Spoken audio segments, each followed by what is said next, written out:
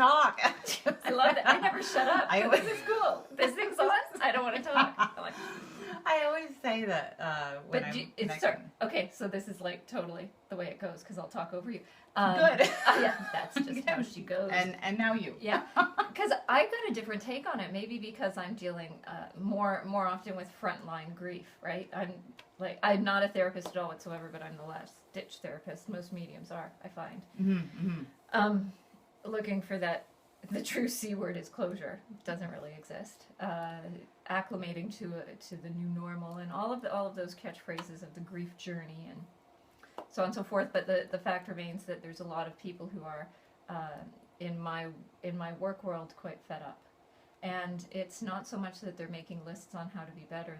They're often looking to get rid of the heaviness of and the stuckness of their former year. So there's it is truly transition in that on the one hand you're dealing with that kind of hope and vitality and better, and I'm kind of the emotional declutterer. So it's an interesting dynamic because it's definitely on the spectrum of self-improvement, self-awareness, self-actualization. What about people coming at this time of year and asking for how they can connect with, or how do people mostly share with you how they connect and are connecting for themselves with their loved ones or friends who have passed over? Yeah, it's a bit of a paradox because to truly connect, we have to create a space of vitality and life within ourselves. And when you're crippled in grief, that's the hardest thing to do. I can't channel for myself. That's just the way it works for me. I can't speak for other mediums, but I can't channel for myself. I cannot. But I can channel for others, and my understanding is it is because I can channel fearlessly with no ego attachment to their relationship with their loved ones. However, anybody I've lost in my life, the nature of loss is that we could have done something better or differently no matter what, Sure. Unless you're a sociopath. Part of loving is knowing that there's always more love to give. It's infinite. Yes. It is infinite. And so the humanness of me stops me from being able to channel, say, my own people.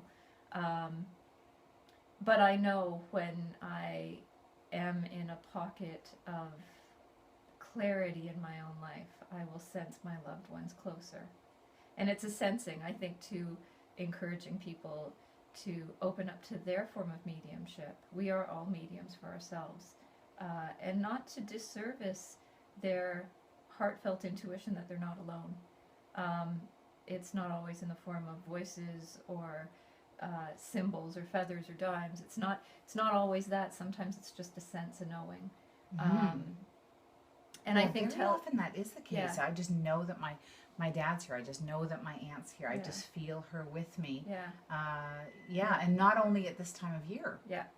I think media does a wonderful job of opening up the discourse and the dialogue of spirituality, but it also disservices the very abstract and again infinitely diverse way that our loved ones connect with us. Sometimes it's simply a visceral kind of experience. Sometimes it is a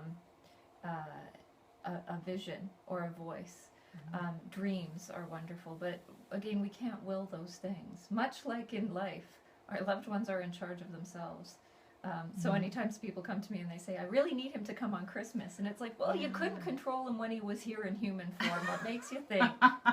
Right? No, what that's makes you true. think? It is true, and yet the other thing too is sometimes our lonesomeness is actually part of the growth process in faith, to understand that we don't lose each other in love, but we do lose each other profoundly in the humanness of our experiences. That it is the hug, and it is that the most tragic is that child's presence at Christmas that is empty, but by the grace of God go I. So that, not to get too on the heavy, but not to get too on the heavy, but that is the absolute truth of any spiritual discourse. It's a leap of faith that, you know, the cliche, we are not humans having spiritual experiences, we are spiritual beings having human experiences. That sounds all fine and nice, but really when you're in a profound state of grief, no number of cliches is going to kind of heal that emptiness. So I talk about a ramble. You know, how you connect at Christmas, you try to enjoy Christmas. It's such a hypocritical thing to say because my blessings are so abundant right now, thank God. But when we are at those dark pockets in our life, in our life's journey, if we truly want to feel our loved ones, they want us to be well. They somehow want us to be well. So if that means psychotherapy, then psychotherapy. If it means Reiki, Reiki. If it means pharmaceuticals, God bless the pharmacist. You know, medical before metaphysical. Whatever. Yes. Whatever. And if St. John's Wort can fix you, awesome. Consider yourself extremely lucky for that. So, good God, this has gone dark fast. No. You know what? But this is real. It's real, and it's all sides of it. So Yeah. very often, yeah, absolutely. We talk about finding dimes. I mean, there Yeah. you probably noticed on the way in here, Michelle. Mhm. There's a dime in the middle of the front hallway. It fell there this morning. I'm leaving it there. I didn't notice. Thank you. I'm like, thank you. That's funny. And very often the symbols that you see in your day-to-day life can relate to some of the dream symbols that you're also receiving, Yeah. etc. For me personally, this time of year, I connect with certain songs that either playing in my head and or nice. on the radio that I remember. I remember those songs being played when I was with my Aunt Reen, or when I was with my great Aunt Nora, or my grandma, etc. But you know what? All of those light things, I think, need to be recognized and honored and appreciated. And of course, the more we appreciate them, the more they're able to send Absolutely. messages like that to us. But the other side also needs to be told, because sometimes it's just not enough, you know. And absolutely. yeah, You know, interesting. If I can speak to that, absolutely. it's just dawning on me. You know, the more universal symbols that we receive, like dimes. In our grief journey, in our grief, we want to feel something more specific. I don't want the dime that comes from my father to be the same dime that a random stranger happens to find from their father. And yet, it's a wink from heaven for certain, but because it is a shared wink, it should not diminish the fact that it is a very specific one. And I think the paradox, again, there's so many paradoxes. The paradox of that is that things that come from love are universally applicable always, because 100%. love is just love. You and that's got what it. it's about. So it doesn't diminish the experience to find dimes. We find dimes every time I clean Michael's room. My gosh, I find a million dimes, and I know it's his namesake, my dad. Yes. And his room is tiny. It's tiny, and yet we've got a little jar of dimes specifically for Michael. That's his thing. It's my mom's thing as well. So. And I also know so many clients who get dimes. Not all of them, but so many of them do. The fact that it is not just them that receives it should not diminish the fact that it is their loved ones kind of flexing their spiritual love for them. Absolutely. And that's I think an important message as well. Because every grief is unique and every hurt is ancient, and it needs to be treated that way. But hope is also ancient and unique and universal. And universal, absolutely. Now, I also feel that at different times of year, but I do find that celebrations at different times of year. Oh, they're so noisy. They can be. So I believe that, and certainly when I pass, do you think honestly that I will not be spending Christmas without my family? Oh, I know. I am certainly going to be in the room. Yeah. And I hope that they will be able to feel the energy that I'm sending them. I mean, when you feel that warmth or that tingling or even that general wellness. Sometimes happiness. it's truly just that general wellness or peace. Contentment, Yeah. peace. Yeah. Last year at my house, I had a big family gathering, as I do every year, and during the day, I felt, as you will call them, my ladies, Yeah. present. All of my favorite aunts, my grandmas, etc., and they. Not that my uncles and grandpas, etc., aren't, but my ladies are present around me at different times very, very strongly and together, which is so amazing. Yeah. Such powerful women in their own right. And I say powerful in that they, man alive, they knew how to tell a joke. Okay, all right, and they weren't afraid to tell. You know, Yeah. they weren't always. Anyway, I won't go there. You know what I'm saying. I've got a joke. Oh. I've got a joke. Okay, so. But even my mom left that day. Yeah. My mom left that day. My family left that day. And they said that was we can't put a finger on it. That my mom said that was the best Christmas I have ever had in 77 years. Even as a child, I've never felt that kind of energy. She didn't say energy. She won't go there. No, they don't. I've never been that happy before. Yeah. And I know that it's because the ladies were there. That's nice. Tell me your joke. No, okay. Oh, okay. It's totally insensitive. Oh my gosh. I read it like online, so I have no idea who to credit this for. But and I may have told you this. When you're dead, it doesn't hurt you. It only hurts people around you. The same is true when you're stupid. Oh, there it is. That and that's probably my ladies influencing you. We'll blame the ladies. Yeah, blame the ladies. Blame the ladies. People have heard me say that. Okay. Just the sense, if I can also, share this.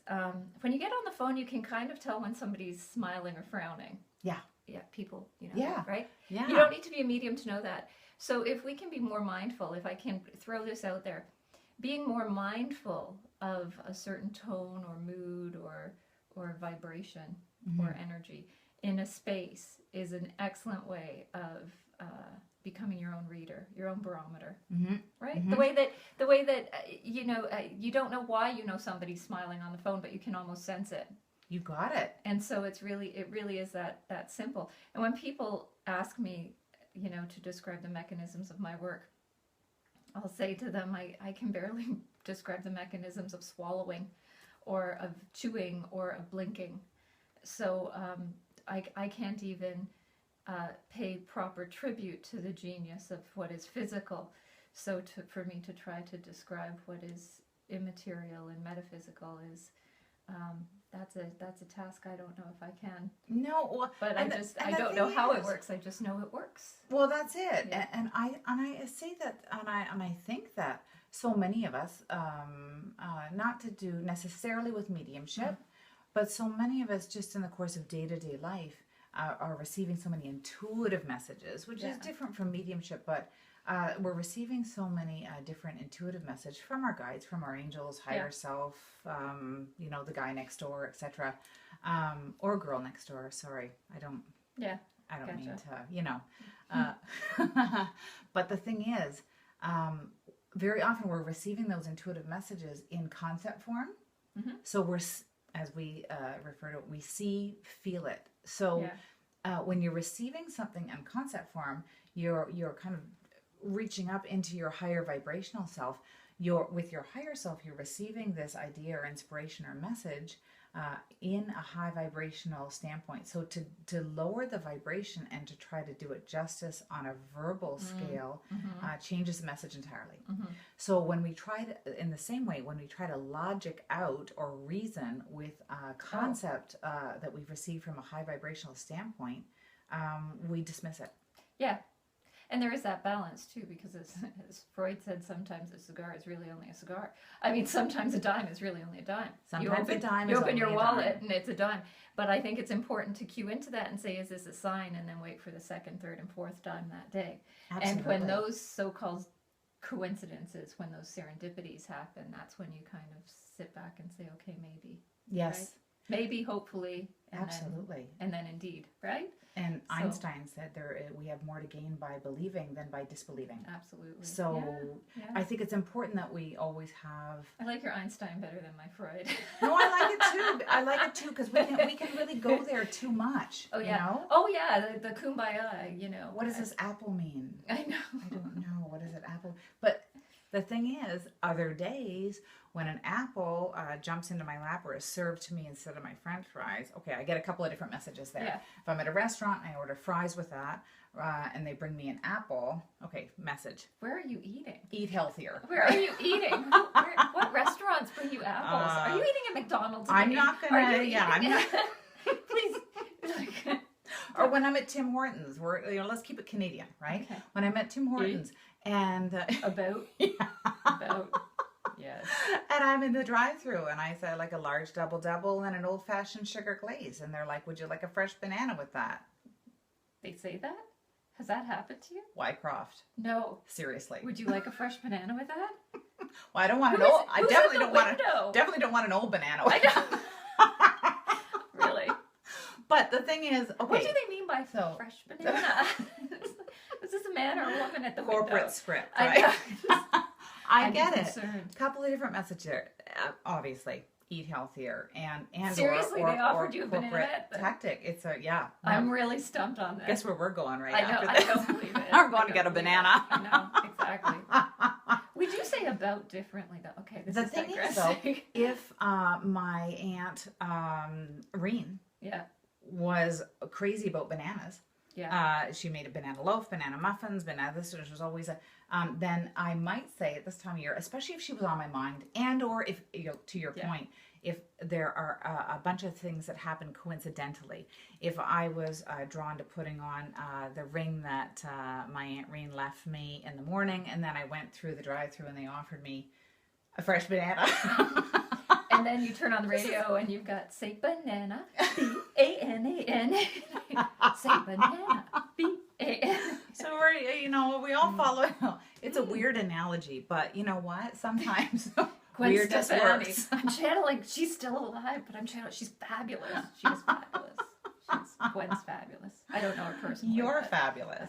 We are all fabulous. Yeah. God does not make shit. No. So, pardon my body language. No. Love So, you, lady. Thank love you. you. Thank you.